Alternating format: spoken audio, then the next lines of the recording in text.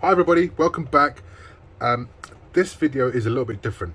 I just finished filming me resetting the breeder bin for the African night crawlers, and as I was doing that I was just going through the other bins, feeding them, making sure they're fine.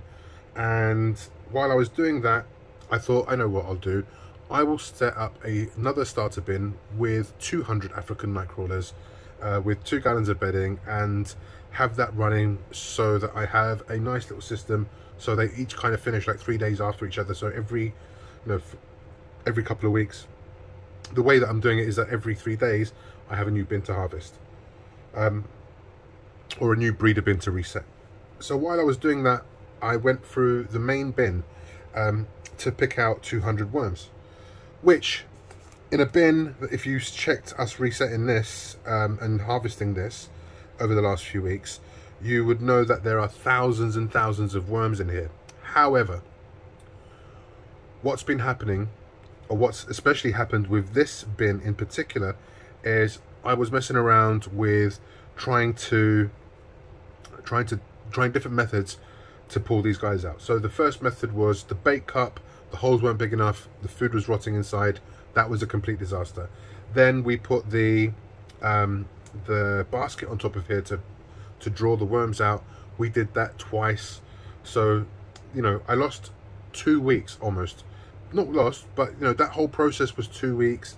Plus then they went into a separate bin. They got kind of not neglected because I was always in here, but something very interesting happened. I stopped feeding them as much chow. So while I was going through picking out 200 worms out of this bin, it took me considerably longer because I had to pretty much ID every single worm that I came across, because I realized they're just tiny.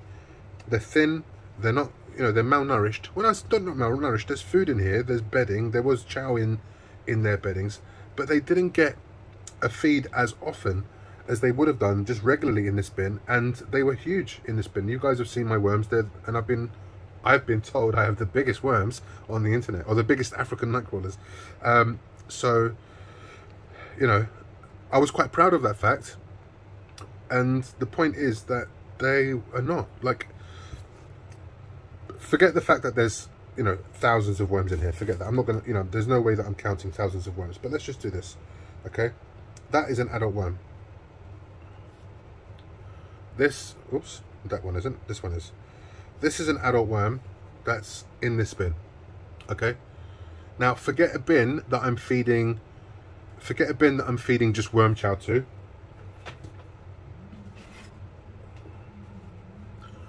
I'll bring you the worm farm starter kit. This one doesn't get any chow, it just gets scraps. Look at the worm just sitting on top. Sorry mate, I don't mean to disturb you. Oh, he's not liking this very much at all. Look at him. That's just the one worm from the top. Look at the size of that bad boy compared to the other one. He's double the size. So, don't let your worms suffer. I thought I was being cool, messing around, trying to experiment, and in reality, I let my worms down again. They're not, you know, they're not going through hard times. They're still happy. They've still got loads of food in the bedding, but it's not the same when you give them nutritious. I mean, yes, they'll eat all the carbon sources in this, but stuff with fat and calcium and protein, they love it. They absolutely love it. So make sure you don't neglect those things from the diet of your worms. If you're feeding them food scraps, they're going to get you know, a nice balanced diet. I've got no idea what that is. That's the plastic of something, I'm not sure. This worm stuck to it. Let's put it on the side. So yeah, they suffer in size 100%, and there's more worms in here than you can shake a stick at. There's thousands and thousands and thousands of them, literally, all shapes and sizes, all ages, different stages of development. You've got wisps, you've got adults, everything is in here. Everything is in here. You know, I went through And just, there's worm balls. There was a worm ball just in the corner here. I don't know why they love corners. But yeah, see? Just baby worms. All these little babies. So, my mission now, we'll check back on this bin in exactly 1 week, for instance. And what we'll do is I'm going to be feeding these guys a ton of worm chow. Not a ton, but you know what I'm saying. I'm going to start feeding them worm chow again on a regular basis. They already had almost half a cup of worm chow this evening that's been mixed into their bedding, so they'll eat that. And then I'm going to just every day just come and mix some worm chow into the top couple of inches for them, so they can have a nice feed and get fat again. So today is the 10th of March. Remember this bin. On the 17th of March we'll get back in here and we'll just have a look and see what the difference in size is between these worms. But you can see even the worms that are this size, forget adult worms, even the worms that are this size, they're twice as fat when they've been given worm chow. It doesn't have to be a lot. I used to feed them 2 tablespoons a day or every other day. It doesn't have to be a lot, but worm chow, I'm telling you, it's the proteins and sugars and calcium and carbs that really fattens them up, and they love it. And they produce for you the best.